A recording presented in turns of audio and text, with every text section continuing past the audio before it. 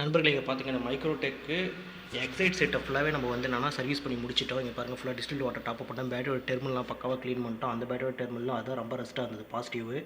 அதையும் பக்கா க்ளீன் பண்ணி பெட்ரோலியம் ஜெல் அப்ளை பண்ணிட்டோம். போல்டு நெட்டையும் மாற்றிட்டோம். ஓகேங்களா, இந்த work complete.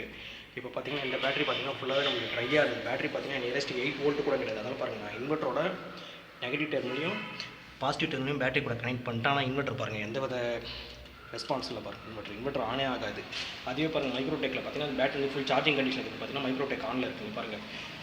Mains on indication இருக்குது, சார்ஜிங் இண்டிகேஷன் எரிஞ்சிக்கிட்டு இருக்குங்களா. இப்போ நான் வந்து இன்புட் பவர் சப்ளை ஆஃப் பண்ணால் பேக்கப் இண்டிகேஷன் வந்துடும். ஓகேங்களா, ஏன்னா இன்வெர்ட்டர் ஆனில் இருக்குது. இந்த ஆன் சுவிட்சோட இண்டிகேஷன் எரியுது பாருங்கள். ஆனால் பாருங்கள், இந்த வேர்ல்ஃபுல் இன்வெர்ட்டரில் எந்த வித இதுவுமே இல்லை பாருங்கள்.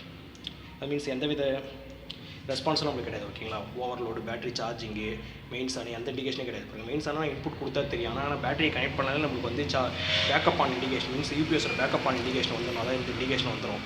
ஏன்னா நமக்கு எந்த இண்டிகேஷனுமே வரல பாருங்கள்.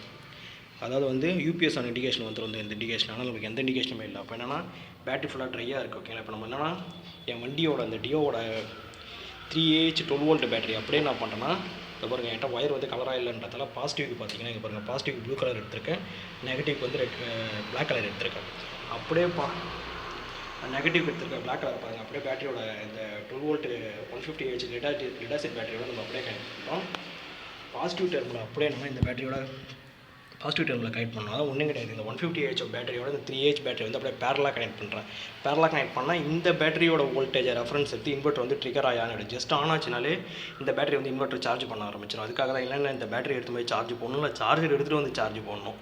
இல்லை, அந்த வேலை இருக்கக்கூடாதுன்றதால தான், உடனே முடிக்கணுன்றதால தான் என்னோடய வண்டி பேட்டரி வச்சு போடுறேன். ஆனால் என்னென்னா இந்தமாரி ரெகுலராக பண்ணால் வண்டி பேட்டரி சீக்கிரம் காலி ஆகிடும். ஓகேங்களா, அந்தமாரி பண்ணக்கூடாது.